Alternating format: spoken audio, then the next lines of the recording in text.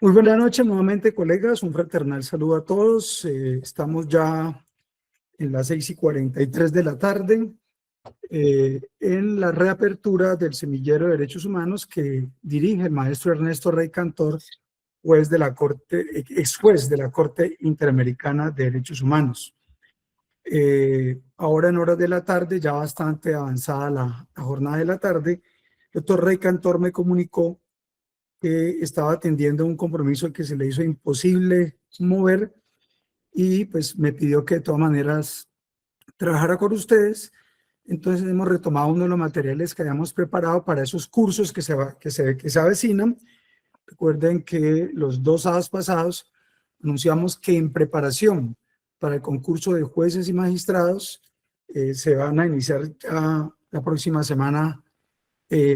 Hoy se iba a enviar el link, no se envió, pero se estará enviando más tarde mañana para que los interesados en tomar esos cursos se vinculen allí, se capaciten. Igualmente hubo colegas que anunciaron su interés en prepararse para el concurso de la Procuraduría y otros para el de la DIAN. Se viene un concurso en la rama judicial también para empleados más adelante y acto seguido vendría también otro concurso que prevemos para fin de año para la Fiscalía, que tendrá al menos 4.000 cargos para CTI. No tenemos claro todavía si se alcance a hacerse la convocatoria o simplemente se defina la contratación de la universidad. Y en ese esfuerzo, pues, de avanzar con estos propósitos, hemos tenido la fortuna de encontrarnos con el doctor James Reategui, a quien me lo contactó una colega nuestra que ahorita espero que nos salude. Voy a permitirme ahora que seas tú quien nos dé el gusto de presentar al doctor James, dado que vienes trabajando con él en una labor de difusión académica, de investigación, de producción de materiales importantes en un contexto de colaboración interamericana. Entonces vamos a hacerlo. Entonces, para hoy vamos a abordar primero la presentación del doctor James Reategui, quien nos va a compartir no solamente algunas de sus obras, sino unas charlas. Tenemos previsto, ahora acordamos con el doctor, si en la próxima charla él nos hace una presentación desde su experiencia como ex magistrado de la Corte Suprema en Perú y como tratadista sobre básicamente los ejes fundamentales de este libro, y pues yo me tomo el atrevimiento de que nos comparta cómo podemos adquirirlo. Punto 1. Creo que con la doctora María Alejandra en Medellín, con este servidor en Cali, podemos contribuir a ello. Y seguramente, doctor, con las capacitaciones que vamos a dar para los concursos de jueces, magistrados y demás, sobre todo en el área de derecho penal, que creo que va a ser muy importante, en penal general y en otros tópicos, seguramente podremos contar con su participación para cualificar a los colegas. Vamos a abordar entonces esa temática, luego rápidamente le haré 2 informes sobre el concurso de la Fiscalía, que lo ampliaremos el próximo sábado, esto es dentro de 2 días. Luego hablaremos muy brevemente del decreto 030 del presidente de la República, que elimina una prima especial para los congresistas. Y finalmente daremos un barrido sobre los ejes grandes temáticos de los sistemas universal y regionales de derechos humanos, y pues ese marco general para iniciar el año, de tal manera que sirva de abrebocas para las próximas charlas que tendremos con el maestro Ernesto Rey Cantor, quien hoy no pudo estar, pero pues igual, pues con esto vamos avanzando.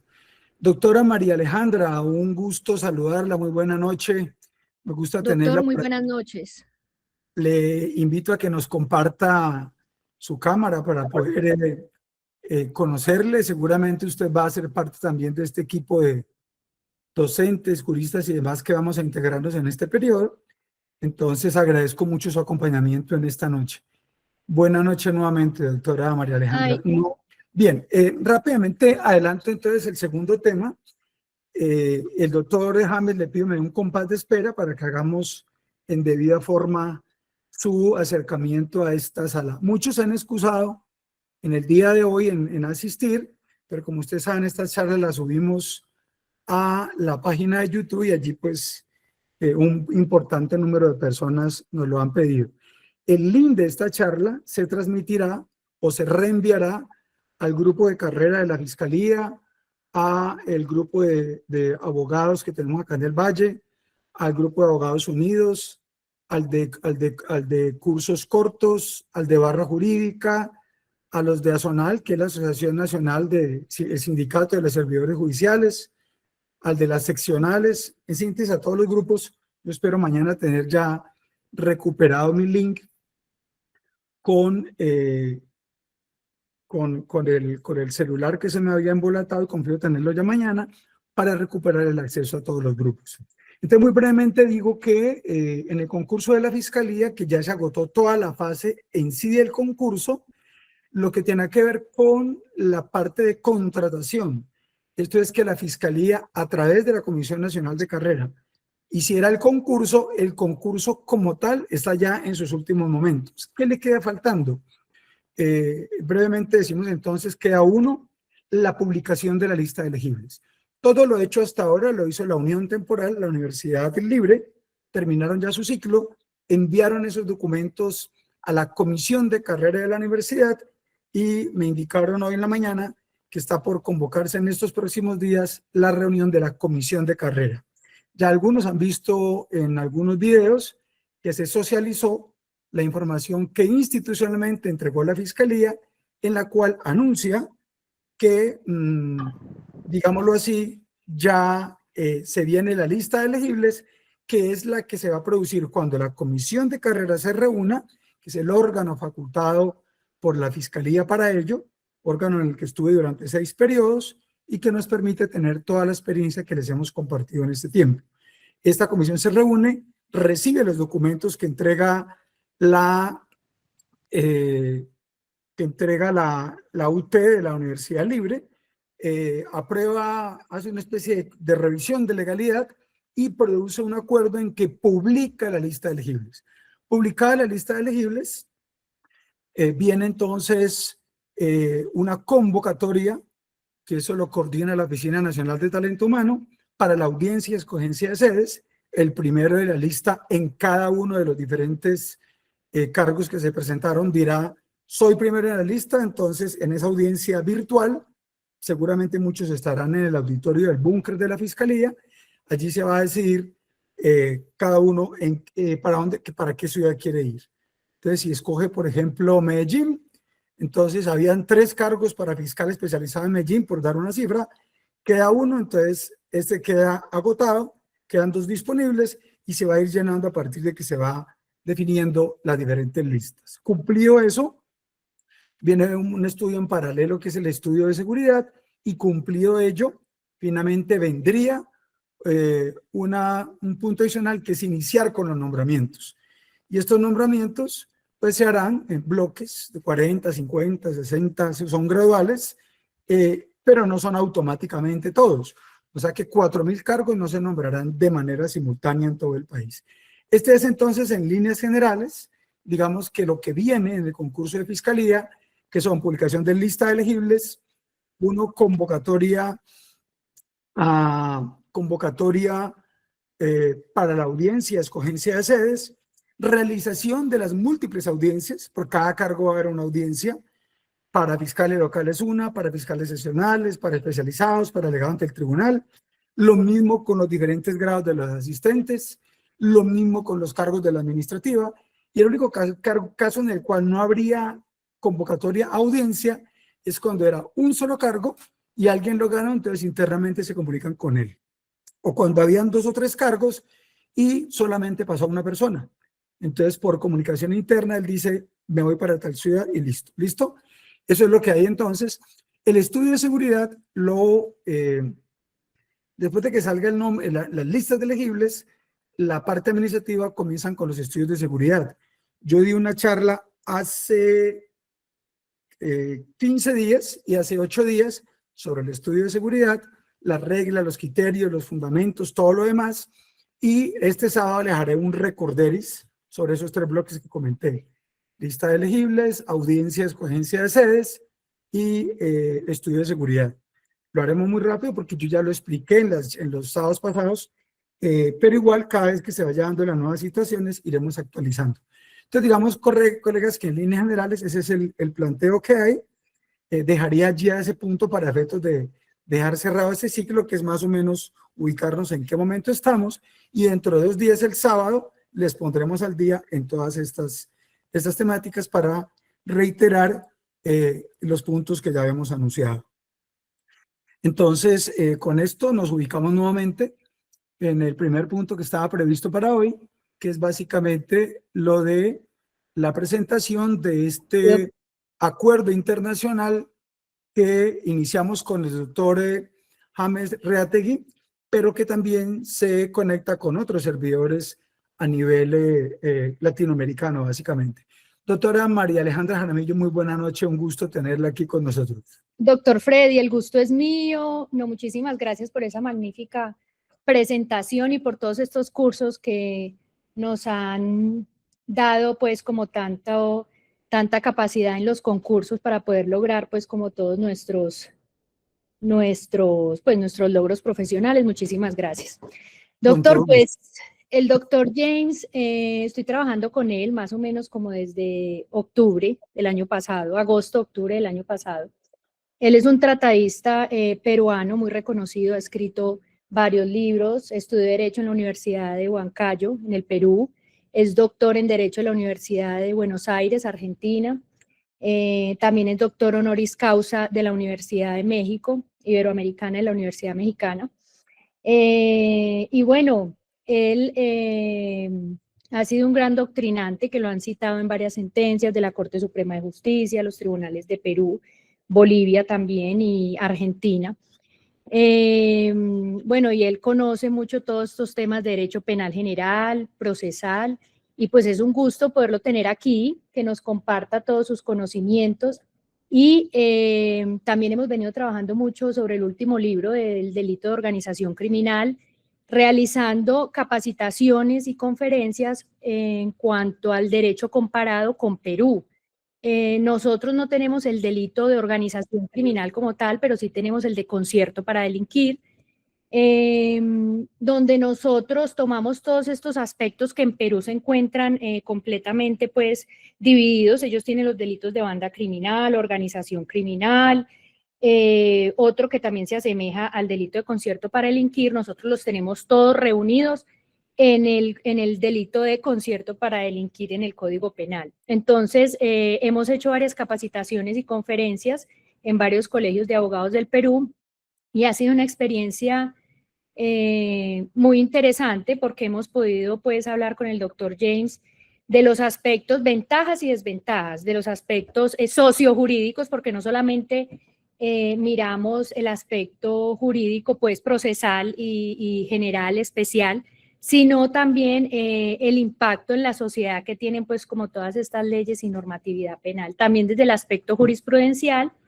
Y es importante que nosotros, ya sea que estemos como fiscales, defensores o administrando justicia, abramos un poco también nuestro conocimiento y nos enfoquemos, por ejemplo, en este caso, en las leyes del Perú para nosotros poder mirar cómo es el manejo y cómo podemos aplicarlo o traerlo mediante el derecho comparado a nosotros aquí en Colombia. Entonces, bueno, yo creo que ya con esa presentación puede iniciar el doctor James en su capacitación. Perfecto. Doctor J, bienvenido esta noche. Espero que usted, pues, básicamente se integre a este equipo, nos acompañe, pues, ya con la presentación que el doctor le ha hecho, nos cuente usted de su libro y, pues, que nos programemos para una próxima fecha, para que ya nos hable de él con el tiempo que usted estime pertinente y nos dirá cómo hacemos también para los que estén interesados en adquirirlo. Buenas noches, doctor James. Buenas noches, muy amable, muy agradecido por las palabras de la doctora María Alejandra, a usted, doctor José Freddy, por la amabilidad, y creo que, bueno, ya yo estoy abrumado, estoy emocionado de tantas palabras hermosas, bellas, y bueno, esperando que en algún momento pronto se pueda dar esa capacitación que espero sea de su agrado, satisfacción de todos, para hacer ese análisis comparativo, precisamente de nuestro derecho penal y de mi experiencia como fiscal. No solamente una perlita, doctor. Este libro se ha hecho en mi calidad de fiscal del crimen organizado. Yo fui fiscal 2 años y medio, investigando la gran corrupción en el poder político, económico, ¿ya? Y justamente mis experiencias son las que he contado aquí de cómo un fiscal debe investigar un caso de crimen organizado y qué herramientas debería tener el fiscal para que haya una imputación, una acusación de manera más racional. Eso es lo que quería decir en este libro y esperando muy pronto poder estar allí. Y bueno, ya coordinamos para lo puedan adquirir el libro por allá, por Colombia, ¿ya? Muy agradecido. Bueno, perfecto. Doctor, habíamos hablado de la posibilidad de que usted nos hiciera un planteo sobre una charla sobre al menos las líneas gruesas del libro y yo le tocaba la posibilidad de que fuera de pronto dentro de 8 días. Le consulto si es factible. Tengo entendido también que tiene previsto un viaje a Colombia, específicamente a Creo que Medellín. sí, creo que va a coincidir. Yo estoy la primera semana de febrero en Medellín, pero bueno, podría ser ya cuando yo regrese o no sé, sería como para la segunda semana de febrero, yo encantado. En cualquier día que usted disponga, después de las 6 de la tarde, yo estoy disponible. Perfecto. Doctor, ¿qué libro que usted me ha compartido la carátula del libro es esta, ¿cierto? Es esa, efectivamente, es esa que está acá, ¿sí? Es esta que está acá, Perfecto. sí. Ah, muy bien.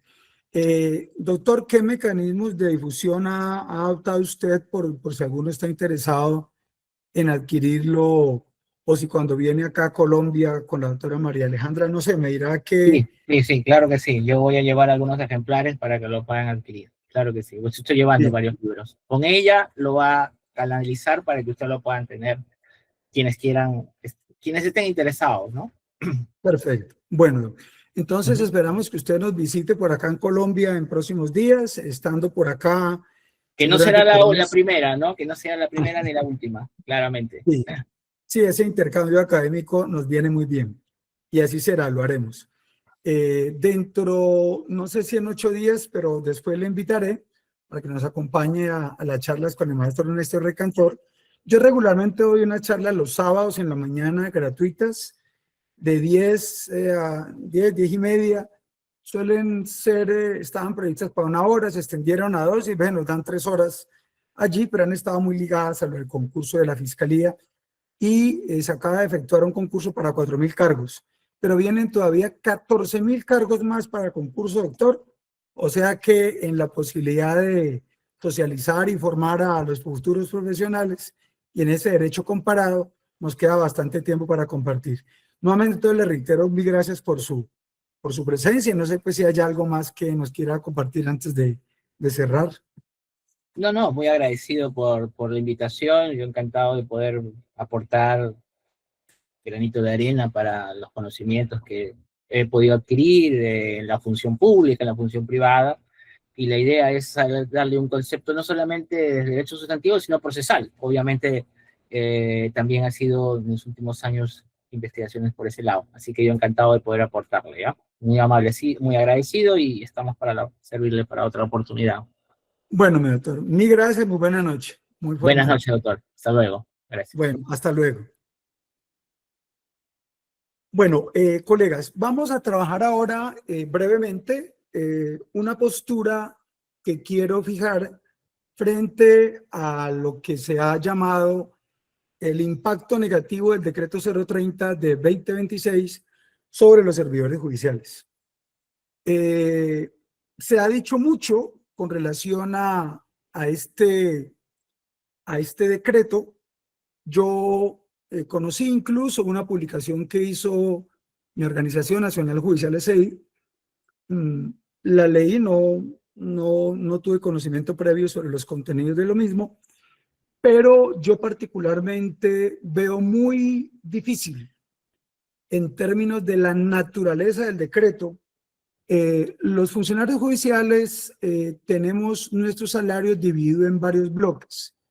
Digamos que tenemos el salario básico, lo que es nuestro salario como tal, pero también hay otros conceptos que se desprenden del salario. Entonces tenemos, por ejemplo, unos gastos de representación que son un porcentaje del salario. Un porcentaje del salario constituyen los gastos. y hay otra prima que también es un porcentaje del salario, que creo que es el 30%. Eso fue un debate muy interesante que finalmente generó miles de demandas y al igual que pasó con la bonificación, se planteó que debería tener el carácter de efectos salariales, toda vez que sea un factor salarial, toda vez que es una prestación periódica que se da para los servidores judiciales con ocasión de la prestación del servicio. Y como es entonces una remuneración periódica con ocasión de la prestación del servicio, se convierte necesariamente en un factor salarial y no solamente pensional. Este es un tema que ha sido bastante discutido y cuestionado por muchos compañeros, pero las demandas recientes que se han presentado ante el Consejo de Estado han evidenciado que efectivamente se está en presencia de aquí está, ahora sí ya lo encontré, se está en presencia de una remuneración periódica que debe tener el carácter de salario, y esto es importante porque debe impactar todas las prestaciones, la liquidación de la pensión, etcétera, etcétera. Por ahí en los grupos nos socializaron, el doctor Carlos, entre otros, nos socializó un fallo del Consejo de Estado que, como cientos de otros fallos que impulsamos hace varios años que se colocaran, llevaron a realmente evidenciar que estábamos en presencia de, vamos a marcar aquí, sí, aquí me lo va a mostrar, que estamos en presencia de un concepto que tiene que reconocerse con ese carácter salarial. Pues bien, vamos a ubicarnos en este punto y vamos a mirar este decreto que salió por parte de la Presidencia de la República en ejercicio de las facultades que le da el artículo 189 y la ley cuarta del 92. Es un decreto que parte de estas normas constitucionales y nos habla del decreto 2170 de 2013, donde el gobierno reguló una prima especial aplicable a los miembros del Congreso en el marco del régimen salarial y prestacional. Esa prima, aquí se establecen algunos criterios con relación a ello. Se mencionan pues diferentes aspectos con relación a la misma y se establece la prima que reciben los funcionarios judiciales se funda en el artículo 14 de la ley cuarta del 92. Y la prima que reciben los congresistas se funda en el artículo 2 de la ley cuarta del 92. Estas dos tienen un origen igual en la ley cuarta, pero tienen caracteres diferentes. Y cuando se plantea ello, en esta norma se establece básicamente que se hace a partir de una consideración que se da con relación a esta prima, y es que el carácter de esta prima, voy a correr esta página que me está tapando parte de la imagen, lo pongo acá, dice que con base en el artículo 2 de la ley cuarta consagra el reconocimiento de primas de salud y de localización y de vivienda para los miembros del Congreso cuando las circunstancias lo justifican, norma que fue declarada exequible por la Corte en el año 99, lo cual señaló que la citada no establece directamente tales prestaciones y no las hace obligatorias o forzosas para el Ejecutivo, que en sus decretos puede o no contemplarlas según que en su concepto las circunstancias lo justifiquen o no. Entonces lo que ellos plantean en varias ocasiones, esto lo dice aquí pero lo dice en otros momentos, más abajo igualmente se plantea que no es una norma de carácter obligatoria y que por lo tanto es de carácter potestativo, es lo que dice la postura del gobierno, que no es obligatoria, y entonces por tal razón la puede eliminar, basado precisamente en este criterio que se mencionó ahorita, de que al no ser obligatoria, no es forzosa y por lo tanto puede entregarse con un carácter digamos, de liberalidad del Ejecutivo. No es parte estrictamente del salario, ni equivale a gastos de representación. Es una prima que obedece a esos conceptos que mencionamos ahora, de salud, localización, vivienda, que surgen con base en el artículo 4 de la ley cuarta. Si ustedes revisan las múltiples sentencias, yo creo que ya están allí en los diferentes grupos, si alguno no la tiene, se las enviamos. El compañero Carlos, el juez que nos dio la charla el año pasado sobre la medida de aseguramiento, socializó un fallo del Consejo de Estado reciente que establece el deber de reconocer la prima especial de los funcionarios judiciales. Y esa prima, como se lee en este fallo, parte del contenido del artículo 14 de la ley cuarta del 92. La ley cuarta del 92 regula una cantidad de cosas, muchas de ellas tienen que ver con conceptos básicos ligados a lo que deben de ser el salario, las prestaciones sociales y todo lo que signifiquen los conceptos asociados a ese gran concepto de lo que se recibe el trabajador como remuneración. Y de las múltiples opciones que hay, se establecen cosas como esta. Cada persona tiene que, ese es solamente un criterio de los tantos que hay allí. Y dentro de eso se establece que cada servidor debe recibir el 80% del superior inmediato. Entonces, recuerdo que cuando algunos plantearon, acabemos con el salario de los congresistas, dijimos, quieto ahí, porque consideramos que acabar con el salario de los congresistas, ojo, una cosa es el salario y otra cosa es una prima. El salario es la remuneración que se recibe por la prestación del servicio según el cargo que se ocupe. Y luego, para mejorar las condiciones laborales y para otros muchos factores, se reconocen otros conceptos como los gastos de representación y otras primas también. La prima nuestra surge del artículo 14 de la ley cuarta. La prima de los congresistas es del artículo 2 de la ley cuarta.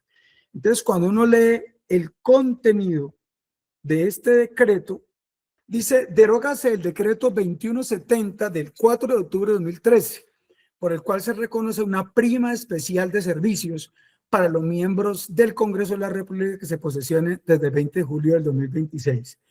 Quiere decir que la prima que vienen recibiendo los congresistas especial de servicios, que es la que se da con ocasión de esos conceptos de salud, localización y otros, con base en ese artículo 2 de la ley cuarta, ya no va a existir después del 20 de julio de este año. O sea, los nuevos congresistas ya no tendrán esa prima que es como de 7 millones y pico. Y esto implica entonces que se reduce la remuneración total de los congresistas, pero su salario no ha mermado. Los gastos de representación que reciban no han mermado, siguen igual. De esos varios conceptos desaparece uno, la prima especial. Y esto lo planteo porque nuestro salario se calcula no con base en el monto total de lo que recibe el congresista, sino que nuestros salarios, ese rubro que en la nómina aparece salario, gastos de representación, prima, ese salario se calcula con base en lo de los congresistas. Y tenemos que ganar el 80%.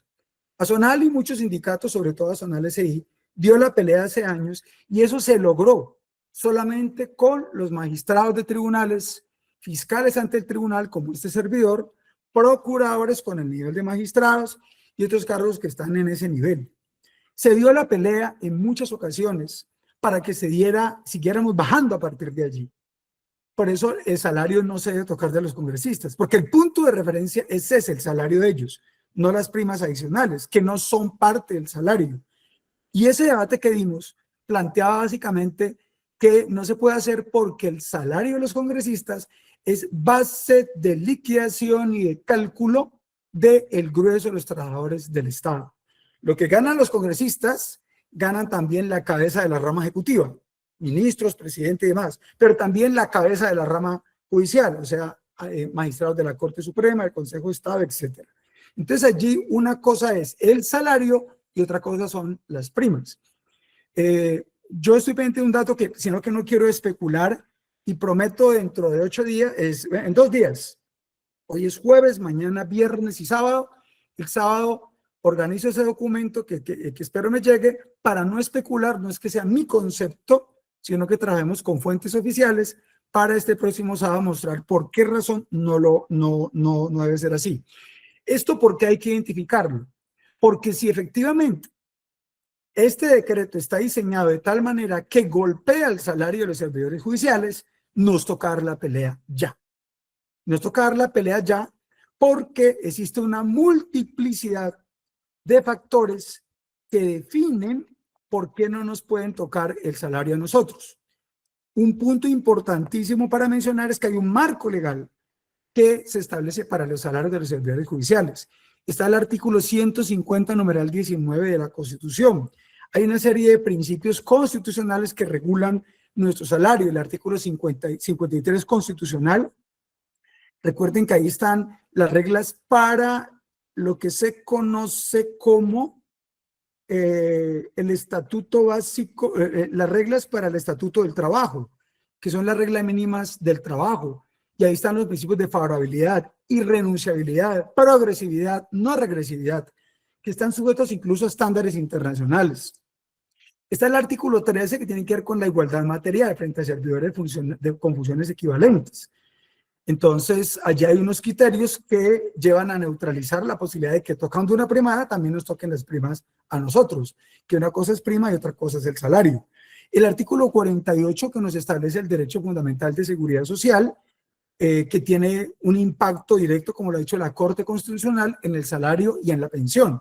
E igualmente el 334 que habla de la sostenibilidad fiscal, pero queda claro, y así lo ha dicho la Corte Constitucional, que la sostenibilidad fiscal no puede afectar los derechos laborales. Por eso este decreto se cuida en hacer la mención en que estamos hablando de una prima que es potestativa, no obligatoria, y eso tiene unos efectos claros en todo este sentido. Hay dos orígenes distintos, que son el de la ley, el del artículo 14 de la ley cuarta, distinto al artículo 2 de la ley cuarta. Están decisiones del Consejo de Estado, que en múltiples ocasiones ha trabajado sobre estos criterios, de la misma Corte Constitucional, y todo lo que ello tiene que ver con relación a cómo se calculan y cómo se valoran estos conceptos. Por eso sí consideramos de que definitivamente no puede ser viable que nos vayan a tocar el salario, y esto es importante. ¿Por qué?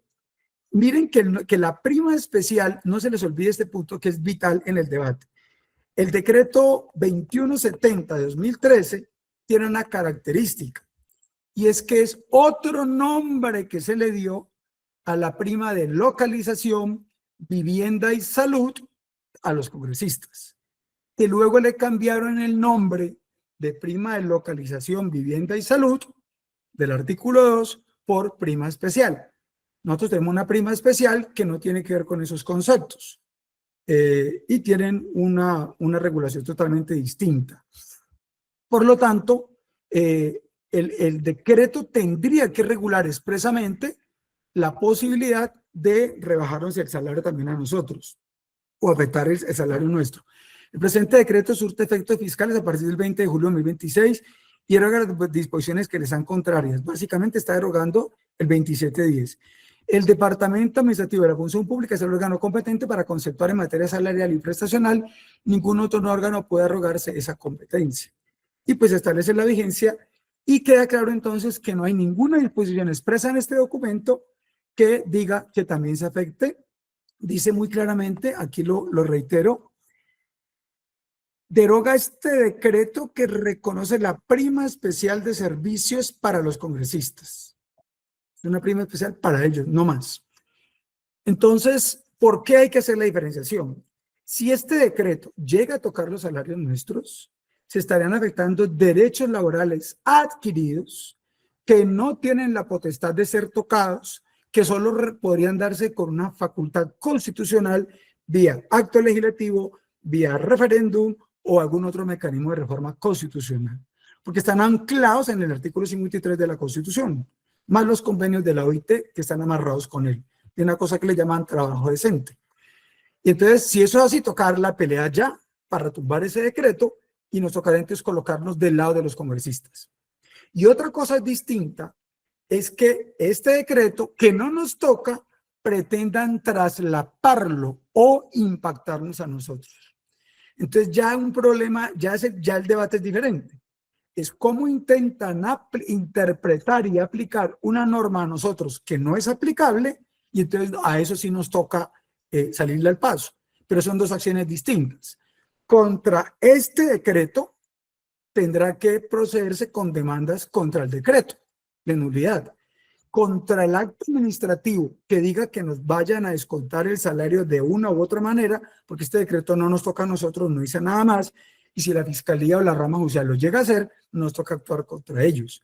Porque mi concepto es errada la interpretación y aplicación que pretenda traslapar una figura jurídica con unos soportes que desde su nacimiento legal y constitucional no eran obligatorios, en tanto que nuestra prima sí es obligatoria y muy por el contrario hemos venido peleando que se extiendan los beneficios al resto de servidores públicos, en particular empleados. Miren este fenómeno que se ha venido planteando. Cuando en el año 2012, y con esto cierro, con la promesa del próximo sábado, traer el cuadro con fuentes oficiales que permitan fijar esta postura, cuando en el año 2012 se dio la pelea por el aumento salarial en la mesa de negociaciones. Yo ya había estado en la mesa de negociaciones en el 2007. Allí obtuvimos, 2007 estuve en la mesa de negociaciones, en la mesa de fiscalía, donde logramos el fondo de vivienda que existió en un comienzo, que nos quitaron y volvemos a coronarlo nuevamente allí. Ese fondo de vivienda hace poco se revivió y hablaron un mundo de cosas y ninguno reconoció la pelea que nos dimos con estudios y con estándares internacionales para garantizar que se nos reconociera ese derecho a la vivienda. Recuerden incluso muchos compañeros que en tiempos pasados también teníamos becas para posgrados.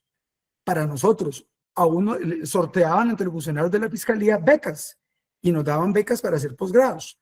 Eso era parte del desarrollo de normas de la ley estatutaria, la ley 270, que obligaba a promover la formación y capacitación permanente, y con eso se dio ese debate. Y con otros criterios dimos la pelea por la vivienda, y se consiguió para la Fiscalía un auxilio de vivienda, que hace poco se volvió a rescatar, después de que lo habíamos negociado hacía muchos años, y se volvió a rescatar nuevamente eso para implementarlo. Pero esa pelea la dimos allá. Ahora, con relación a esto, en el 2012, se peleó que se le incrementara el salario a los trabajadores judiciales. Y recuerdo que en esa época, estuvimos en esa mesa, yo estuve muy del lado de María del Pilar Arango, la compañera que fue presidenta de la Zonal Judicial en Bogotá en esa época.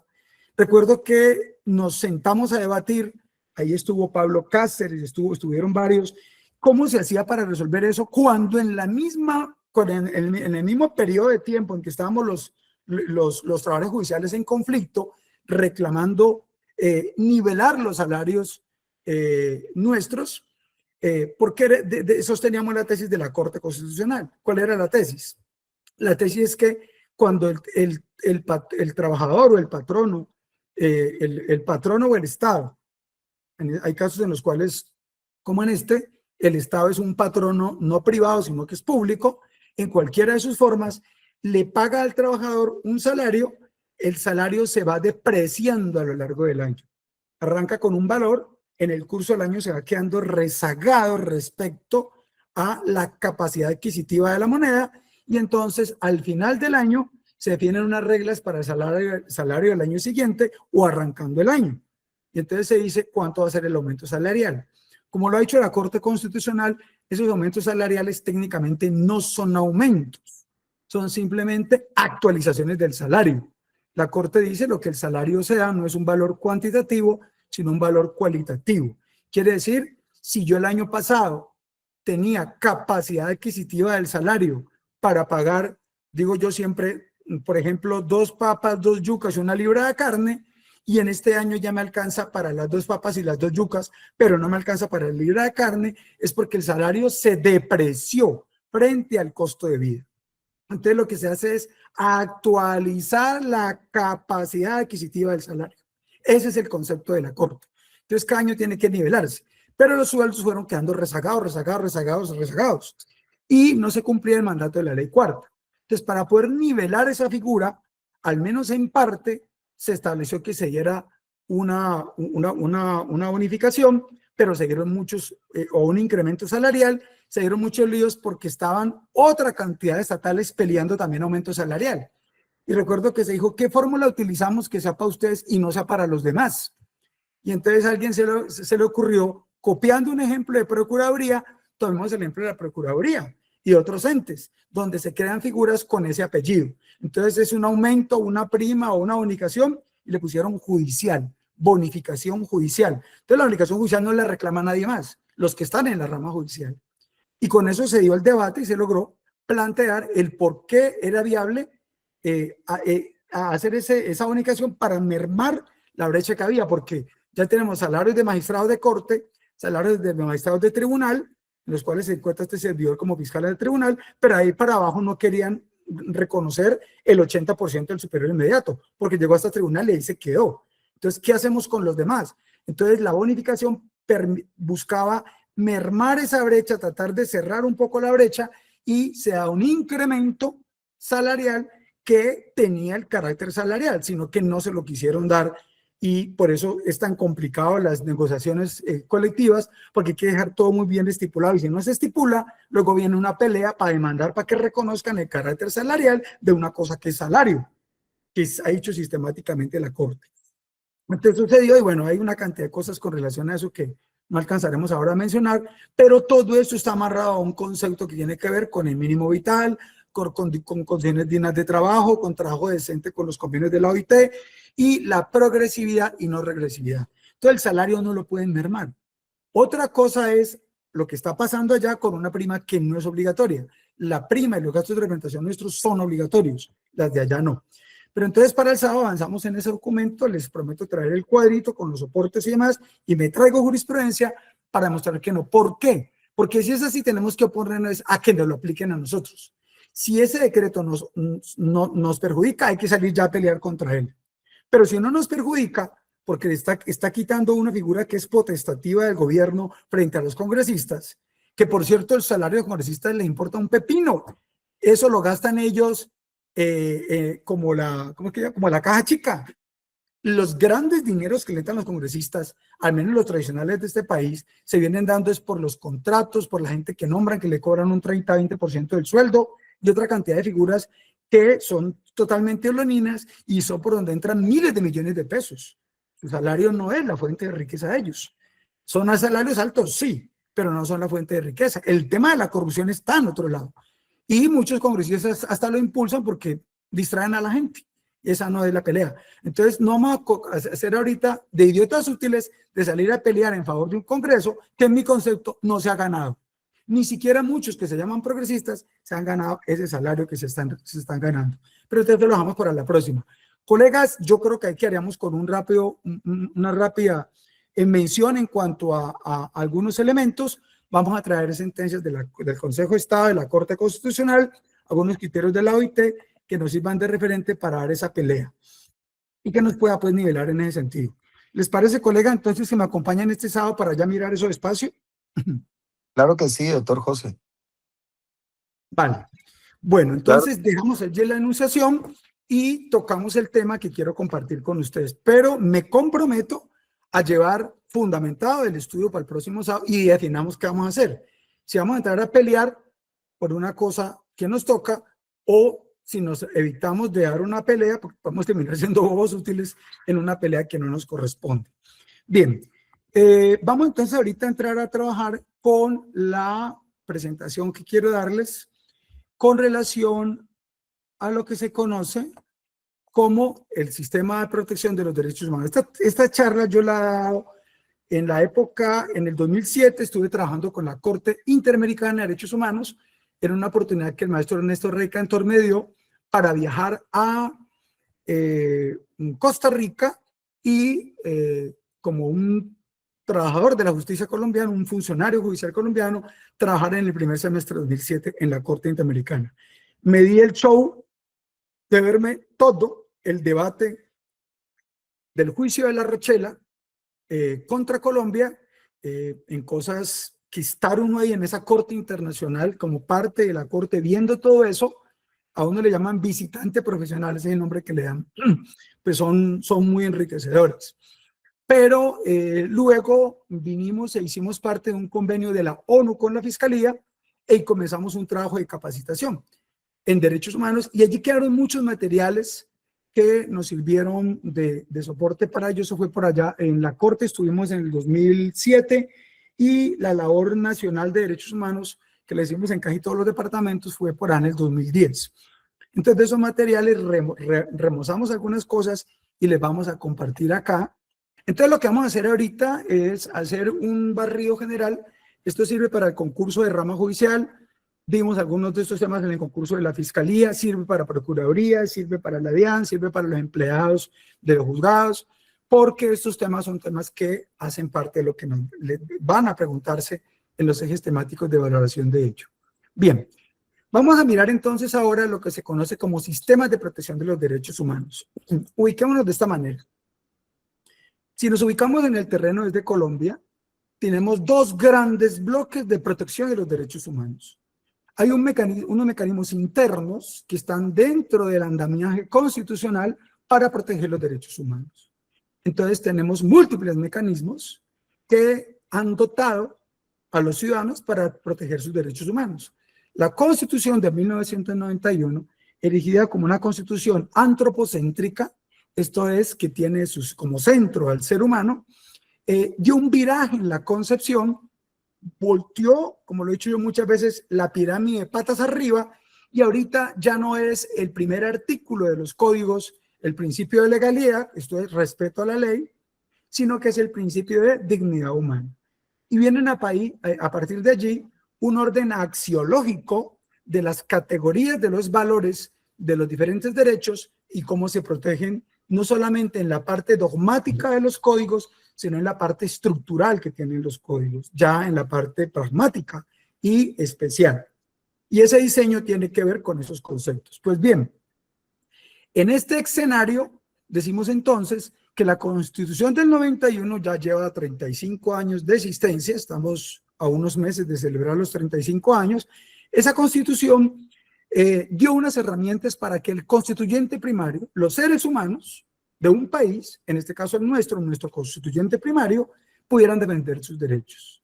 Entendido como un hombre singular, le dio la acción de tutela y le dio la acción de cumplimiento. Y entendido este hombre como parte de un colectivo, le dio la acción popular y la acción de grupo. Ya existían algunas de ellas, pero las reguló, las sobredimensionó y les dio otro estatus para proteger los derechos de las personas. Esos derechos, no los miraremos ahora, están catalogados en derechos de primera generación, segunda generación y tercera generación. Básicamente se les llama los de primera generación los derechos políticos, los civiles de cualquier ciudadano, que los tiene un ciudadano del mundo por el solo hecho de ser persona. Son derechos civiles y políticos. Ya los otros tienen que ver con lo que yo le demando, le pido al Estado. Le pido al Estado que en sus compromisos estatales me dé educación, me dé vivienda, me dé salud, etc. Esos derechos son derechos de segunda generación, o económicos, sociales y culturales. Alguna vez dimos una charla de eso y seguramente las vamos a dar más adelante. Y hay un tercer bloque de derechos que son los que tiene el ser humano ya no con el Estado, sino con relación a su hábitat frente al universo. Y en particular frente al planeta, sus recursos, el medio ambiente y demás. Los derechos a los recursos naturales. Porque aunque quedan por allá relegados como derechos de tercera generación, si no tenemos aire para respirar, no podremos sobrevivir unos minutos. Y entonces el agua, el aire, los ríos, los lagos, la vegetación, etcétera, se van traslapando para convertirse también en sujetos de derecho. Y podemos actuar para reclamar derechos, y ya se han dado fallos en favor de un río, en favor de X o Y situación que recoge el alcance de hoy, porque se dice que son los derechos a la vida. Si no tenemos el medio ambiente en condiciones favorables, no habrá vida. Podemos viajar a Marte, a la Luna, pero no lo habrá. Entonces, estos son los que están al interior nuestro. Entonces, yo acudo a la tutela, puedo acudir a una justicia constitucional que está en la Corte Constitucional como cúspide, pero todos los demás jueces, salvo contadas excepciones, tienen el deber de ser jueces constitucionales. Entonces, hay un control vía tutela y hay un control difuso, que se que se radica, control de constitucionalidad difuso, que se radica en cabeza del grueso de los funcionarios judiciales de este país. Pero aparte del interno, también hay posibilidad de reclamar derechos más allá de los linderos de nuestro país. ¿Qué ocurre entonces cuando viajo a otro país? ¿Pierdo mis derechos? ¿O hay instrumentos internacionales que me permitan reclamar derechos como ciudadano del mundo? Y entonces allí surge el Sistema Universal de Derechos Humanos, con origen en la ONU, y los sistemas regionales que tienen presencia en los diferentes continentes. El primero fue el Sistema Europeo de Protección de Derechos Humanos. Luego vino el Sistema Interamericano de Derechos Humanos, que cobija las tres Américas, América del Norte, del Centro y del Sur, aunque en la práctica viene realmente operando con América del Centro y América del Sur, porque Estados Unidos no ha querido suscribir la Carta de la OEA, la Constitución de la Organización de Estados Americanos, pero a la hora de aceptar la autoridad, la competencia, la primacía sobre su territorio de una corte interamericana, no la quiere aceptar. Entonces, hasta ahí llegamos con ese mecanismo de protección en el sistema interamericano. Pero aparte de hay una Corte Africana de Derechos Humanos y hay unos derechos de protección que son de sistemas independientes, que más que todo están en Asia, en donde se han dado diferentes mecanismos, que eso podemos mirarlo más adelante. Pero bueno, este es como en ese barrio que estamos dando, ubicamos entonces los dos contextos, el contexto interno y el contexto internacional. En el internacional hay dos grandes bloques, pregunta de examen, el universal de la ONU y los regionales para nosotros, en nuestro continente, el Sistema Interamericano de Protección de Derechos Humanos. Se llama Interamericano porque es de las tres Américas, la América del Norte, la América del Centro y la América del Sur. Algunos dicen que también que la América insular, la de las islas. Yo creo que ya están integrados a uno u el otro. Bien. El tema de los derechos humanos son principios fundamentales que garantizan la dignidad, libertad e igualdad de todas las personas. Su protección a nivel global es esencial para promover sociedades justas y pacíficas, siendo respaldados por documentos claves como la Declaración Universal de los Derechos Humanos y tratados internacionales. Menciono algo breve que más adelante lo miraremos un poco más. Aquí comienza ya uno a mirar cómo hay una serie se conocen como instrumentos internacionales. Los instrumentos internacionales se pueden catalogar entre aquellos que son obligatorios, como los tratados, las convenciones, los pactos, y otros que no son obligatorios, pero que sirven de referencia a los demás. Por ejemplo, la Declaración Universal de los Derechos Humanos, la Declaración Americana de Derechos Humanos no son tratados, pero son un instrumento internacional. Y alguien dice, pues no son obligatorios porque no están bajo la égida específica de ese carácter vinculatorio, ni el ordenamiento jurídico colombiano ratificó ese tratado como parte del ordenamiento jurídico y haga parte del bloque de constitucionalidad. Aparentemente no, pero cuando usted lee la declaración, eso lo miraremos ya en otra oportunidad, cuando veamos el curso corto de derechos humanos, miraremos cómo hay normas de reenvío, casi que tipos en blanco, en donde la declaración, la Convención Americana de Derechos Humanos, que sí es un tratado, que sí obliga, menciona o hace referencia a los derechos consagrados en el Pacto Universal de Derechos Civiles y Políticos, refiere a la Declaración Universal de los Derechos Humanos. Y la Convención Americana de Derechos Humanos nos remite a la Declaración Americana de Derechos Humanos. Entonces, aunque aparentemente no son obligatorios, la práctica nos enseña de que efectivamente sí terminan siéndolo en la medida en que por vía de norma de reenvío se hacen obligatorios. La Declaración Universal de los Derechos Humanos, brevemente digámoslo, fue adoptada en 1948 por la ONU, en esa llamada Declaración Universal de Derechos Humanos, adoptada en la Asamblea General de las Naciones Unidas el 10 de diciembre del 48. Recuerden que esto fue efecto de los países aliados al enfrentar al Tercer Reich, que venía en una enorme avanzada, un pueblo tan culto como el alemán, pero terminó dejándose influenciar por las ideas que parecían locas, a mí se me parecen un poco a las de Trunoy, en donde era algo loco y no le paraban bolas, pero el loco fue cogiendo fuerza. Y luego hubo grandes contingentes, incluso los grandes juristas, le llaman los juristas del horror, los grandes teóricos alemanes que en derecho penal eran de avanzada, terminaron siendo los que en ese régimen fascista apoyaron fuertemente la legitimidad de las masacres y los holocaustos del Tercer Reich.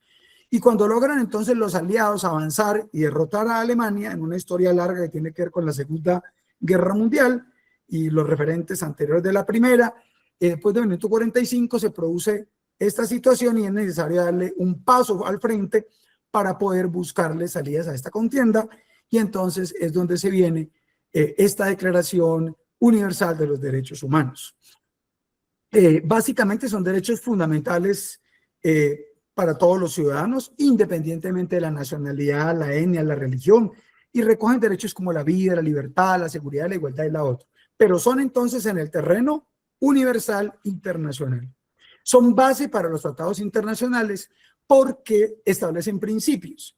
Y cuando se hacen los tratados acuden a los principios porque se convierten en una fuente de derecho, en un referente. Recuerden que en las declaraciones de derecho internacional humanitario del DIH se tomó mucho del jus gentium que no estaba escrito. Pues ese fue uno de los argumentos fuertes, eso lo trabajamos alguna vez en una clase de derecho penal internacional, uno de los puntos fuertes que permite garantizar que, por ejemplo, en el Tribunal de Nuremberg, en plena superación o derrota de la avanzada de los ejércitos alemanes, cuando logran capturar a una gran cantidad de todos estos grandes mandos militares, se viene cómo los van a procesar si no hay una ley preexistente. Entonces ellos crean un tribunal, el Tribunal de Nuremberg, que era un tribunal que no existía antes de cometer las conductas. Unos procedimientos que no estaban antes de cometer las conductas. Unas normas a sancionar que no estaban antes de cometer esas conductas. Entonces decían ellos, se viola el principio de nullum pena sine lege, porque me van a poner una pena que no estaba previamente en la ley. Ley escrita, estricta y previa, además declarada. No hay nullum crimen sine lege. Me van a colocar un crimen que no está previamente definido en la ley. Y luego otra serie de criterios en torno a todo ello. Y es entonces donde el Tribunal de Nuremberg juzga con base en el jus gentium, el derecho de gentes. El derecho que es el acumulado de los principios históricos de la humanidad, y por eso estos aparecen, por ejemplo, reflejados en la Declaración Universal, que luego es la base para la estructuración de los tratados. Bueno, no hablo más porque me extiendo ahí, me emociono. Viene luego con base en eso la Carta Constitutiva de la ONU. Entonces, primero se hace la declaración de los países que dicen, nosotros queremos unirnos para darle un paso a esto, y luego ya hacen un acto constitutivo, la asamblea fundacional, digamos la asamblea donde adquieren la personalidad jurídica de una sociedad o un sindicato hoy en día. Es el acta constitutiva. La Carta Constitutiva de la ONU establece la promoción y protección de los derechos humanos, cada uno de sus propósitos fundamentales. Este documento es la base del Sistema Internacional de Derechos Humanos que busca garantizar dignidad y bienestar para todas las personas a nivel global. Aquí se destacan dos cosas claves en la Carta, que es la que me parece a mí que algunos países están violando hoy, porque la Carta Constitutiva de la ONU establece el no al derecho a la fuerza. ¿Qué fue lo que hizo que los aliados derrotaran a la Alemania nazi? Unirse para frenar el derecho a la fuerza. Que el que tiene la fuerza la imponga por encima del derecho. No, señor, está primero el derecho por encima de la fuerza. Entonces, ¿cómo frenamos eso? Entonces se establece la promoción, o sea, que difundan en todos los países y a todos los ciudadanos los derechos humanos. Y la protección. ¿Qué es la protección? Que cada país le dé a sus ciudadanos una coraza, un escudo para protegerlo, para que no lo ataque. Luego van a ver cómo, lo verán con el maestro, si no lo ven conmigo, la Convención Americana de Derechos Humanos en sus 3 primeros artículos establece una serie de deberes. Primero, usted en su país tiene que introducir, positivizar estos derechos que están en la Convención Americana. Lo mismo en el Pacto Internacional de Derechos Civiles y Políticos, que es el tratado internacional la declaración interamericana es el regional. Y entonces una cosa es que yo positivice eso dentro de mi país, que lo convierta en una norma de derecho propio, derecho positivo, en las leyes internas, y otra cosa es que, aparte de que lo positivice, lo proteja. O sea, colóquele un escudo para que los demás no golpeen al ciudadano. Pero además le pide una garantía, respételos. O sea, no basta que usted le exija a los demás que no violen un derecho, sino que usted como Estado y todos los funcionarios no afecten los derechos de los ciudadanos.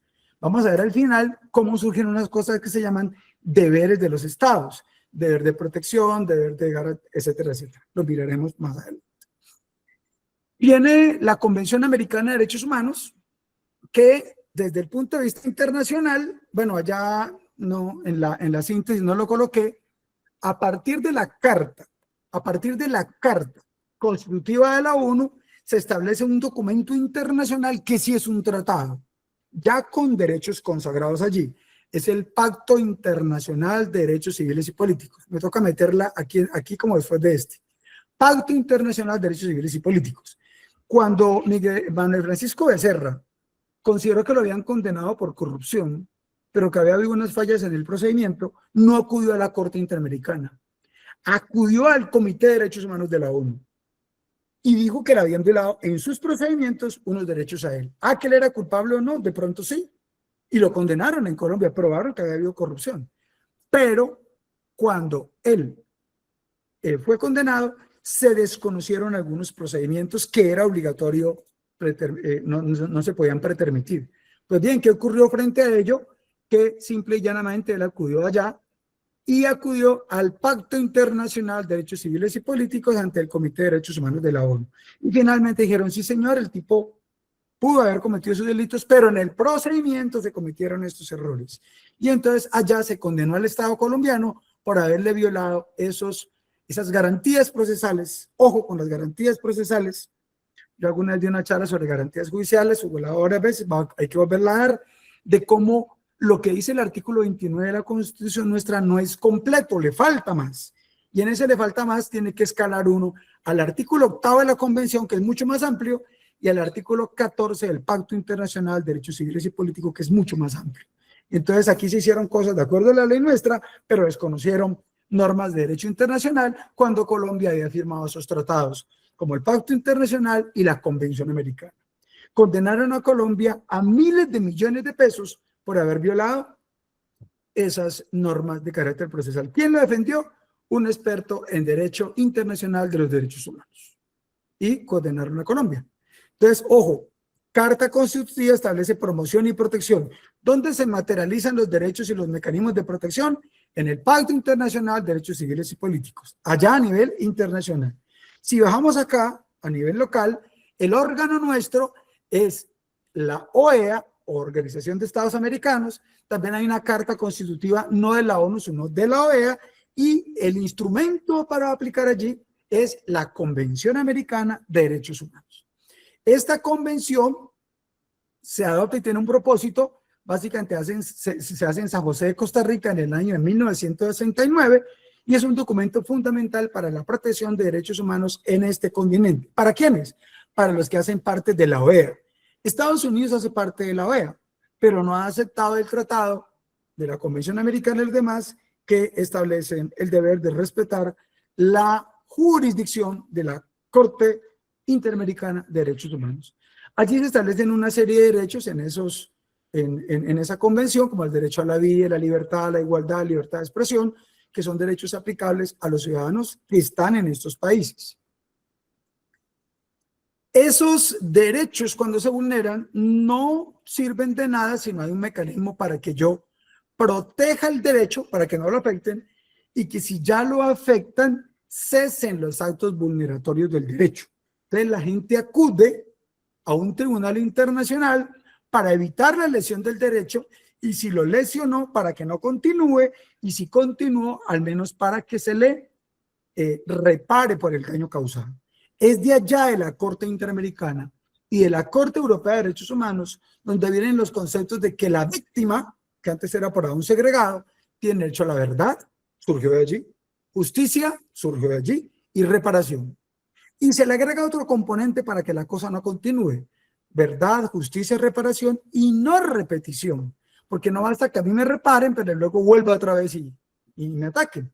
Que es lo que está pasando ahora en una cantidad de actos grotescos que están ocurriendo, como en el Catatumbo, con las disidencias y con las guerrillas atacando inmisericordiamente a los ciudadanos. Los ciudadanos buscan protección, al final les dan refugio en algún lugar, pero continúan los ataques. Entonces, la garantía de no repetición es parte de esos estándares internacionales que llegaron de allá y que luego nuestra jurisprudencia las incorporó.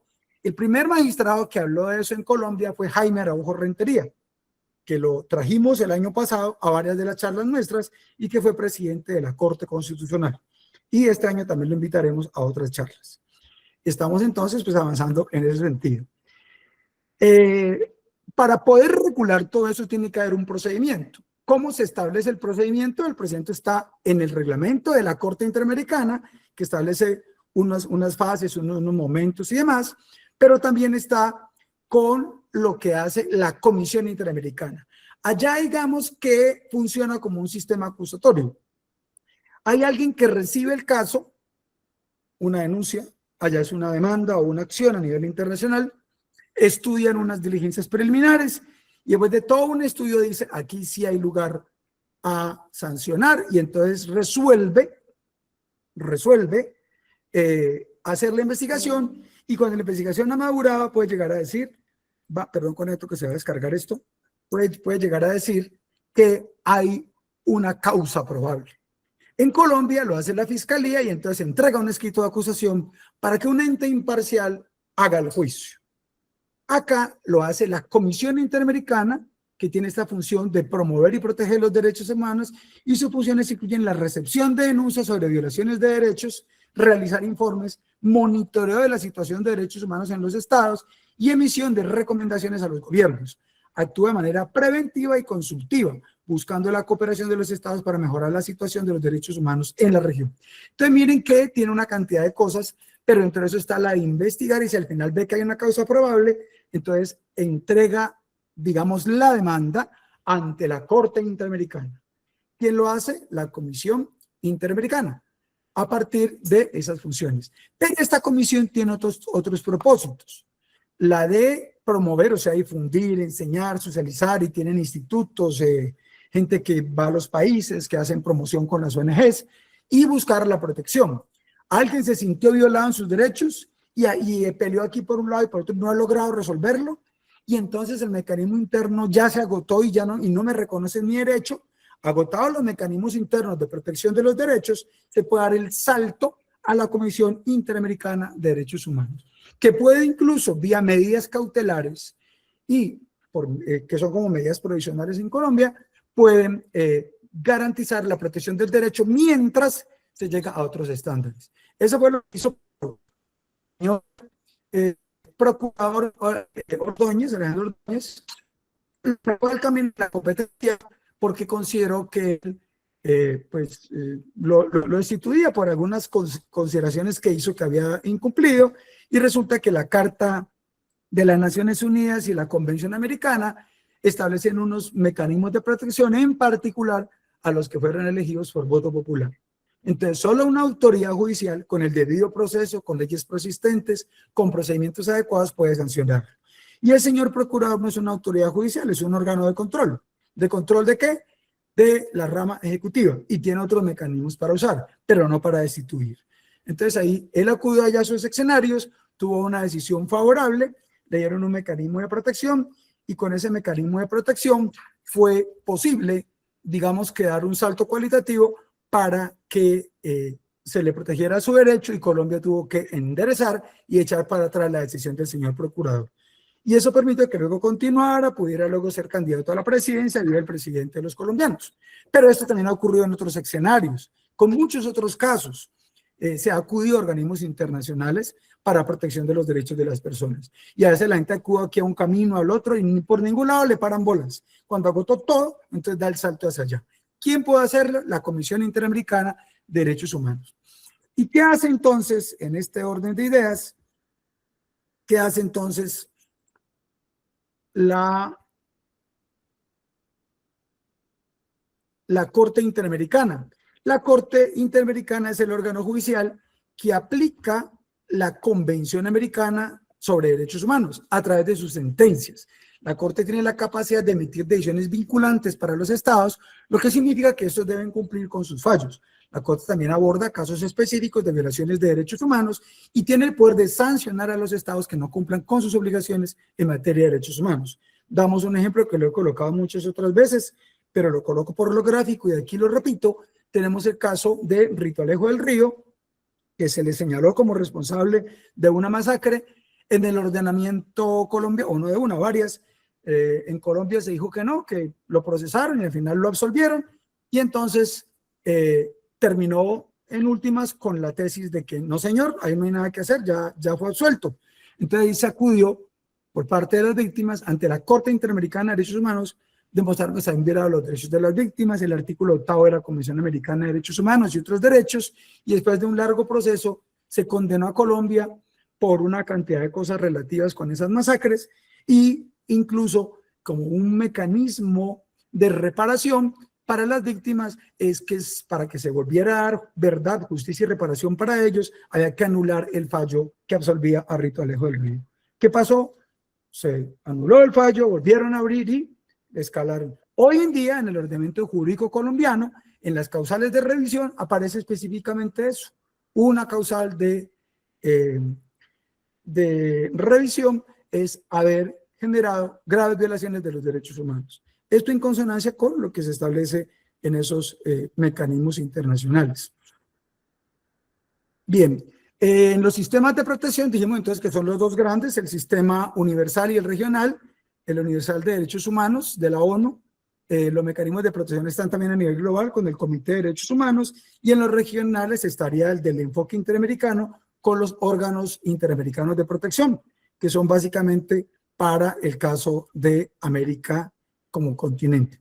¿Qué órganos constituyen los sistemas de protección? Lo mencionamos rápidamente, aquí ya lo ubicamos en la estructura del tema que es el Consejo de Derechos Humanos, un órgano intergubernamental, está la Corte Interamericana ya a nivel regional y la Comisión ¿Aló? Y apaguemos el micrófono, porfa, allí, Dianita, apaguemos el micrófono. Entonces, la Comisión Interamericana, que es el órgano ante el cual se actúa para que luego escale para un juicio ante la Corte Interamericana de Derechos Humanos. Bien, ahí se protegen los derechos tanto a nivel universal como a nivel regional, que son básicamente los derechos fundamentales de los individuos y de las comunidades. Está, por ejemplo, el artículo 11 con derechos civiles y políticos, que lo tiene la Declaración Universal de los Derechos Humanos, y también están en la Convención Americana de Derechos Humanos, o sea, en el terreno internacional y en el derecho interamericano. Y el 10, por ejemplo, lo tiene en los derechos económicos, sociales y culturales, están en la Declaración Universal de los Derechos Humanos y en la Convención Americana de Derechos Humanos, o sea, lo internacional, universal y lo regional. ¿Qué deberes tienen los estados para ir cerrando ya esta charla que queremos compartirles el día de hoy? El de respetar y garantizar los derechos. Los estados tienen la obligación de respetar y garantizar todos los derechos humanos establecidos en la Declaración Universal y otros tratados internacionales, asegurando su cumplimiento en todos los niveles de gobierno. ¿Qué quiere decir en todos los niveles de gobierno? ¿Qué quiere decir que es un deber de los estados? Pues el estado no actúa en abstracto. El estado actúa cada vez que un servidor público ejecuta un acto propio de sus funciones. Cuando un inspector de policía va y cierra un negocio, cuando un inspector de policía vaya a hacer un lanzamiento, cuando un juez de paz toma una decisión, cuando un juez municipal ordena el embargo de un bien, cuando un juez penal de garantías legaliza una captura, cuando un alcalde, un gobernador, un presidente producen un decreto, cuando el Congreso da leyes, en cada uno de los 1.300 y pico de cargos que tiene el Estado por cada funcionario que actúe, está actuando el Estado. El Estado no actúa en abstracto. No es ese gran leviatán que no tiene materialización. Se materializa en cada uno de nosotros, servidores públicos. Cuando un ciudadano va a nuestra oficina y nosotros no lo atendemos bien, y entonces, no sé, estoy ocupado, venga mañana, y están ahí compartiendo un desayuno o un refrigerio, que le hemos visto muchos en las zonas llegan así las quejas de esas, entonces termina uno pues muy preocupado por el tema, y va a ver y efectivamente el Estado violó el derecho de esa persona, el derecho de acceso a la justicia, porque no lo atendió oportunamente cuando requería una información. El artículo 114, creo, del procedimiento civil establece el deber para la Fiscalía de brindar información a las víctimas, a los intervinientes, de cumplir con sus deberes, etcétera, etcétera, etcétera. Casi que como está redactado el procedimiento penal, las víctimas no necesitarían abogado, porque casi que el fiscal es el abogado de las víctimas. Y no le paramos bolas a eso, no atendemos bien a la gente, luego vienen las quejas y nos ponemos envueltas. Yo tengo como función investigar a jueces y fiscales y con frecuencia me llegan denuncias contra los fiscales por cosas tan sencillas que uno dice, Dios mío, ¿por qué se amargan la vida de manera tan olímpica? Es que no han estado en estas clases de los derechos humanos, de la Convención Americana, de la Comisión y de la Corte Interamericana, y menos la charla de garantías judiciales que vamos a dar más adelante, que coge el artículo 29 y lo amplifica. Y como nosotros, Colombia, ratificó ese convenio, hace parte del ordenamiento jurídico interno, está por encima de las leyes, de tú a tú con la Constitución, en un bloque de constitucionalidad, arman un bloque, y por lo tanto hay que respetarlo, y si usted no lo respeta, está violando derechos que pueden llevar a escalar a ese nivel. Cuando estuvimos en la audiencia de La Rochela, me sorprendió enormemente una situación, y es que iban allá y entonces llamaban al inspector, que había conocido el asunto. En la época no había fiscal, eran jueces de instrucción, al juez de instrucción, y llamaban luego al alcalde, y cada uno le tiraba la pelota al otro. No, yo hice lo mío, pero él fue el que no. Pues esos señalamientos entre uno y otro sirven en un proceso disciplinario entre la Procuraduría. Pero allá en el terreno internacional que está siendo juzgado es el Estado, esos actos terminan siendo una confesión del Estado. Y entonces dice el fiscal, no, pues yo libré el oficio para que allá lo protegieran. Sí, pero el tipo luego volvió diciendo que no le han dado la protección y el fiscal no hizo nada para garantizar la protección. Casi todos los casos de masacres, ante la Corte Interamericana arrancaron con amenazas y fueron escalando y no le paramos bolas. Y entonces termina luego con muerto y con masacre. Pues resulta que todas esas masacres arrancaron con eso.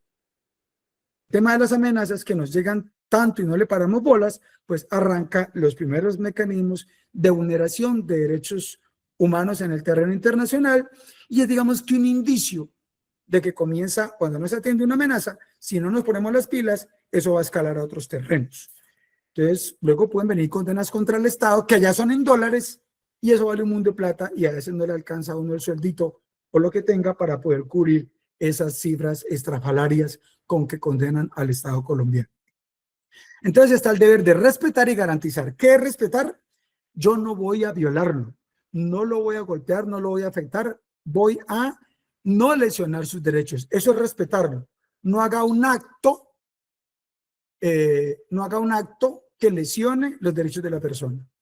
Y el otro mecanismo es garantizar. Los estados tienen la obligación de respetar, no viola el derecho, y garantizar. ¿Qué es garantizar?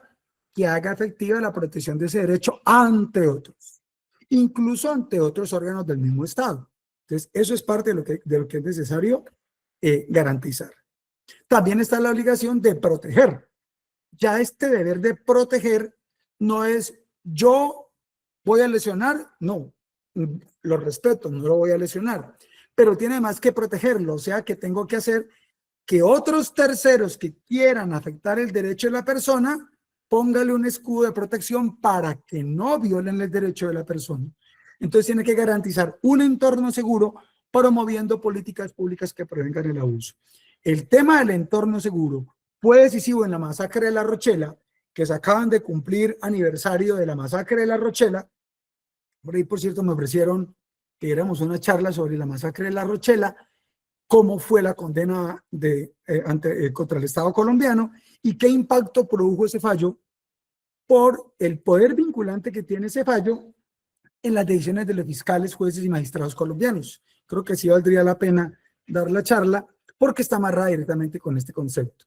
El punto central de la Corte Interamericana es que no garantizó un entorno seguro y se dio la masacre de La Rochela. Y lo más grave en la masacre de La Rochela, que yo no lo conozco en ningún otro caso de la Corte Interamericana, es que a Colombia lo condenan por la violación de otros derechos. El caso de los llamados 19 comerciantes. Y entonces la Comisión Interamericana le ordena a Colombia que investigue y sancione por esa masacre de los 19 comerciantes. Y mandan una comisión a que investigue, y cuando están investigando, masacran a la comisión que fue a investigar eso. Esa es la masacre de La Rochela. Allí incluso mataron al papá de un compañero nuestro de la Fiscalía, el doctor Daniel Hernández. Él era hijo de uno de esos jueces, era el que iba al frente de la comisión judicial para investigar esos delitos. Pues bien, lo mataron y eso llevó finalmente a estas consecuencias. El otro deber es el deber de cumplir con los tratados internacionales. Los estados deben cumplir con los tratados de derechos humanos ratificados, incluyendo la implementación de leyes y políticas que reflejen estos compromisos. Entonces, lo que está allá, colóquelo en la ley. Por eso se ha ido introduciendo en la ley una cantidad de cosas que antes no había. Entonces, el fiscal no actuó para colocar una acusación, pero tiene que garantizarle que él tenga la protección. ¿Cómo lo hago? Hago un acto legislativo donde el particular puede incluso presentar una acusación, la acusación privada. Le establezco un derecho que no existía, que tiene la víctima y ahorita se eleva en su estándar de protección, y entonces le doy el derecho de verdad, justicia, reparación y no repetición. ¿Y qué es la reparación? Uy, eso es un mundo de cosas larguísimas que quizás quien mejor la ha desarrollado es el Consejo de Estado. La reparación en el terreno internacional es mucho más allá de lo que fallan nuestros juzgados y tribunales en materia de reparación. Se acerca el Consejo de Estado y algunos tribunales de lo contencioso en todas las variantes de lo que es la reparación, que es un tema bastante largo. Eso es para otra charla. Bien. Y pues para que todo eso se haga realidad es necesario agotar un procedimiento. Ese procedimiento entonces tiene una serie de pasos. Primero, presentar la denuncia o la queja ante la Comisión Interamericana de Derechos Humanos. Hay que cumplir con unos estándares. Ya el maestro en una charla el año pasado las dio. Le pedimos que hiciera un repaso.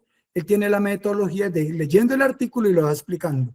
Para cuando usted vuelva a leer ese artículo de la Comisión Interamericana, del reglamento de la Comisión o de la Comisión Americana, ya tenga la visión, la interpretación que le da un ex juez de la Corte Interamericana. O sea, cuando usted lo vaya a leer, lo va a redimensionar en su alcance. Ya después de eso viene un trámite que es bien demorado y no es tan fácil, de la admisibilidad. La comisión evalúa si la denuncia cumple con los requisitos de admisibilidad o no. En esto se pueden tirar meses y años. Ese sí es un problema del sistema, es muy demorado. Y después de que se ha agotado todo eso, viene como un informe de fondo. La comisión emite un informe de fondo del caso que puede incluir recomendaciones para el Estado. ¿Listo? Y cuando se hace el informe de fondo, entonces ya se hace el salto hacia la Corte Interamericana. Cuando hay un informe de fondo es porque ya no fuimos para la Corte. Un recorrido por el proceso nos dice a nosotros entonces que lo primero que viene es la presentación del caso. Los estados y las víctimas presentan sus casos ante la Corte. Eso es, haga de cuenta, el alegato de apertura que tenemos en el juicio. Primero habla la Comisión Interamericana, habla el Estado y le dan derecho a las víctimas. Cuando son muchas víctimas, le dan la posibilidad que haya unos representantes de todas las víctimas, ¿sí? Para llevar vocería. Vienen las audiencias, se llevan a cabo audiencias públicas para escuchar a las partes involucradas. Hoy en día, ustedes pueden meterse a la Corte Interamericana, coloquen Corte Interamericana de Derechos Humanos. Ahorita hacemos el ejemplo. Se meten allá, abren, buscan el país, buscan un caso y ahí van a encontrar documentos, copias, audiencias, fallo, las sentencias, y hay que conocerlas. ¿Por qué hay que conocerlas? Porque los fallos que da la Corte Interamericana de Derechos Humanos, en el caso nuestro, con mayor razón, son un fallo que condena al Estado. Entonces el Estado tiene que cumplirlo. ¿Y quién es el Estado? Cada uno de los funcionarios que integra, que hace parte de la estructura del Estado, cada funcionario público. Y adicional a ellos, miles y miles de servidores públicos que entraron por contrato, pero ejercen funciones públicas. Y para los efectos penales y para los efectos de violaciones de los derechos humanos, esos contratistas también actúan en nombre del Estado. Y hay que tenerlos en cuenta. Y finalmente vienen las sentencias, donde la Corte profiere unas sentencias que las hacen por párrafos, párrafos que vienen con una numeración, y entonces muchas veces les recuerdan que se violó lo contenido en el párrafo 125 del fallo de la Corte, ¿sí? Allí viene la decisión de fondo, la decisión sobre las excepciones y las reparaciones. Son los tres conceptos que se manejan.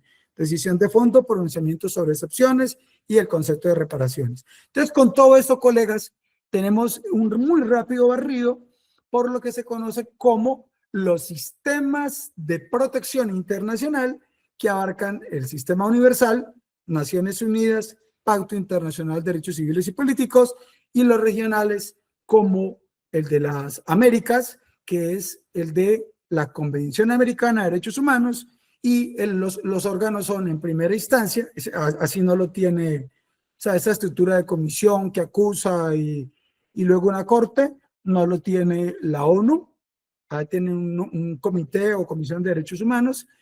Acá en el regional sí existe la comisión, que es como el fiscal, y la Corte Interamericana, que ya es la que juzga. Un pequeño detalle.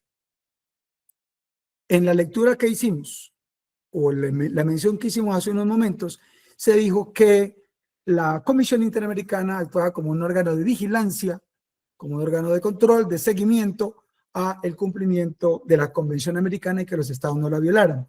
Pues resulta que los conceptos, las observaciones, las recomendaciones que da la Comisión Interamericana de Derechos Humanos hace parte de esos instrumentos internacionales que ya la Corte Constitucional ha dicho que las observaciones de la Comisión Interamericana, las resoluciones y los demás documentos que frente a un caso en concreto se producen, como el que se produjo ante el estallido social, miles de personas que perdieron los ojos, desaparecidos, muertos, procesados, etcétera, se dieron una serie de decisiones, recomendaciones con visita in situ de la Comisión Interamericana, y lo que se dice en esas decisiones tiene carácter vinculante. ¿Por dónde entra?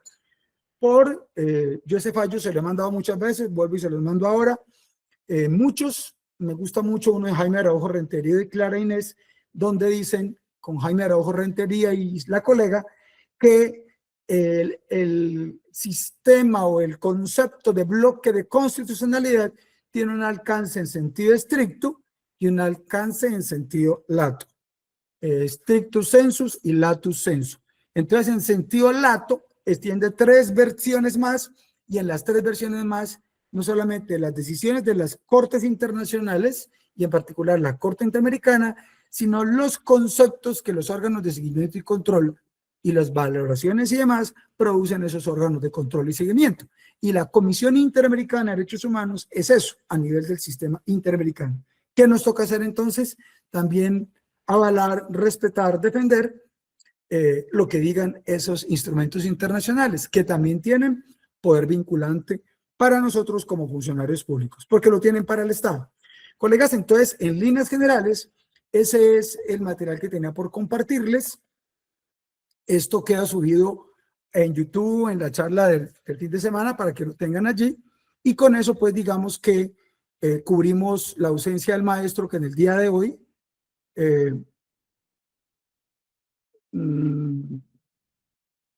no nos pudo acompañar en la charla que tenemos preparados con ustedes. Colegas, entonces ya cubrimos esta charla. Les voy a mostrar un momentico cómo es que se entra a... Ustedes quieren consultar un caso, no, me dijeron que de pronto hay un precedente, no solamente de la Corte Constitucional, de la Corte Suprema de Justicia. ¿Qué dijo la Corte? ¿Qué dijo? Y hay gente que es experta en citar qué dijeron las Cortes. Eso está muy bien, pero hay que mirar también qué dijo la Corte Interamericana, porque esa decisión tiene poder vinculante para nosotros. Entonces el mecanismo es el siguiente. Venga, vamos a hacerlo acá, en vivo y en directo, para que ustedes miren cómo se hace eso. Listo, entonces vamos a hacer el camino desde el comienzo, para que ustedes se vuelvan consultores de esa corte. Y entonces en ello vamos a mirar estos pasos. Entonces lo primero es que en Google o en un navegador le colocan Corte Interamericana de Derechos Humanos. Habiendo colocado este dato, van a ir entonces a darle clic allí. Perdón, corruptico esta pantalla que me cubre un poquito esta parte y damos el salto acá. Ahí está, Corte Interamericana de Derechos Humanos. Está verificando que yo sea un ser humano.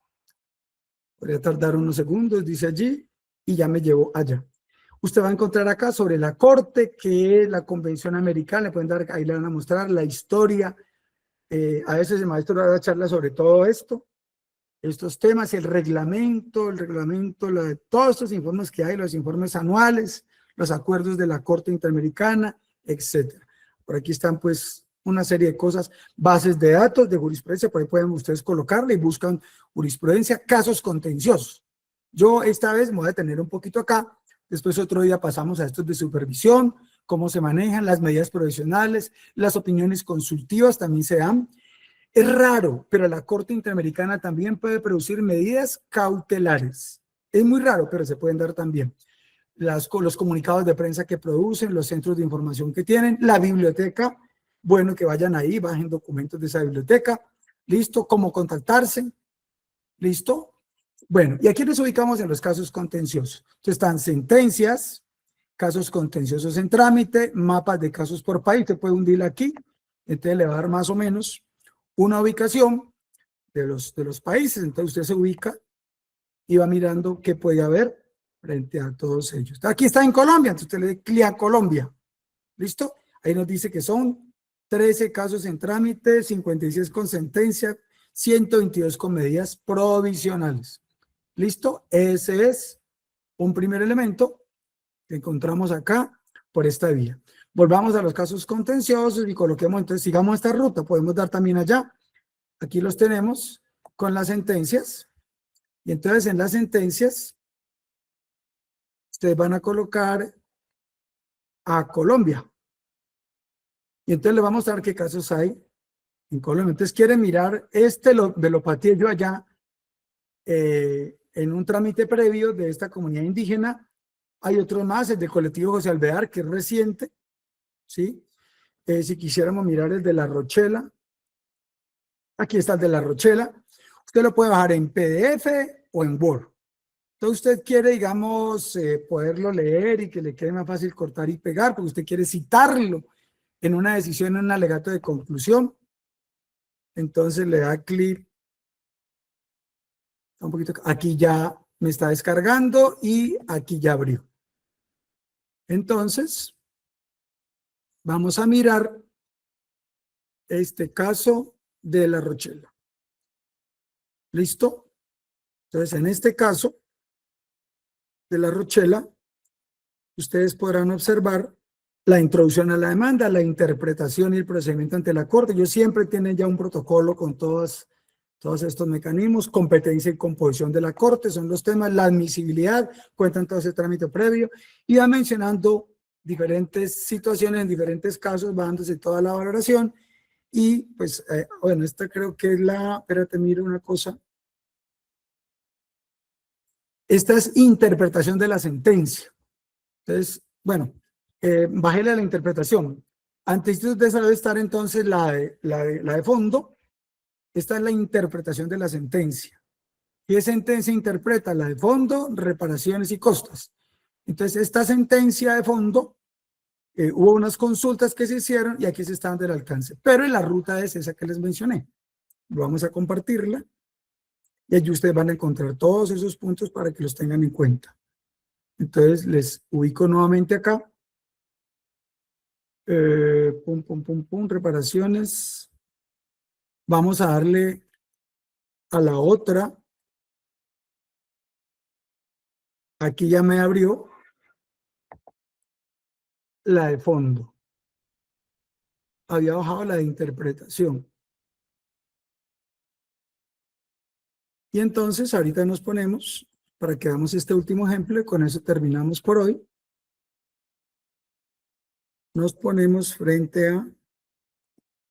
Aquí me está mostrando el link donde leí ya a la otra. Tenía primero por acá la de interpretación de la sentencia. Pasamos ahora a la de fondo, reparaciones y costas. La ya fue en el 2008. Esta fue el 11 de mayo de 2007, cuando este pechito estaba ya sentado presenciando ese espectáculo.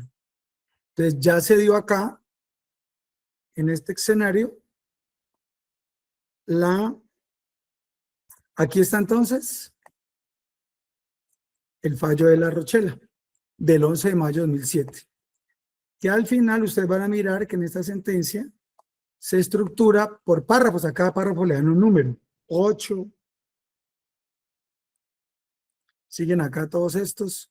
Usted, por ejemplo, quiere consultar qué dijeron allí sobre el tema de garantías. ¿Qué hay sobre garantías?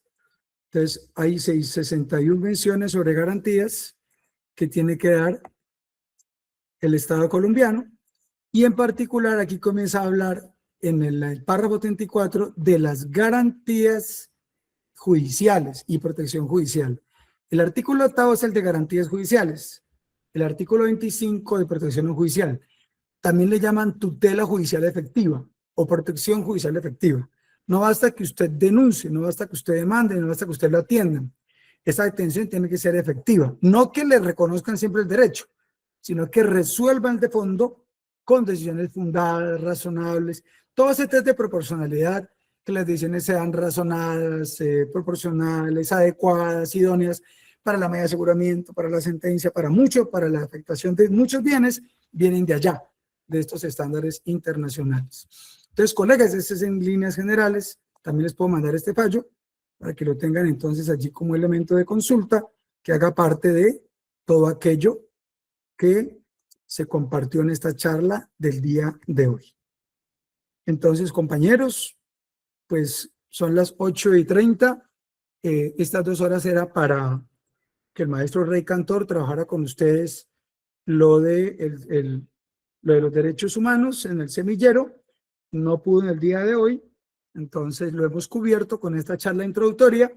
Y si en 8 días me da papaya y no puede por algo, entonces podemos trabajar el tema de garantías judiciales. De todos los temas que hay ahí que podríamos profundizar, cogemos el artículo 8, garantías judiciales. ¿Cómo se lee a la luz del derecho internacional de los derechos humanos y cómo nos toca aplicarlo aquí para poder resolver ello? Yo creo que mañana enviamos los links para las charlas, los cursos que se van a dar, los cursos cortos de capacitación. Con el CESEP se hizo también una charla interesante que yo creo que esta semana que viene ya se acaba de definir pues los temas que hay para que arranquen los que quieran capacitar con el certificado del CESEP. Y pues también se van a seguir dando los cursos cortos y demás, que yo creo que ya este fin de semana se acaban de estructurar y se difunde para que la gente interesada llena los formaticos y miran a cuáles quieren meterse para de prepararse. Igual seguiremos los sábados en las mañanas de 10:30 más o menos a 2:30, nos extendemos hacia hasta la 1, dando información sobre el concurso, formación sobre temas de concurso y capacitaciones sobre temas que se vienen. Entonces, vamos a dar también capacitación sobre los temas que se van a venir para el concurso de jueces y magistrados, también capacitaciones gratuitas.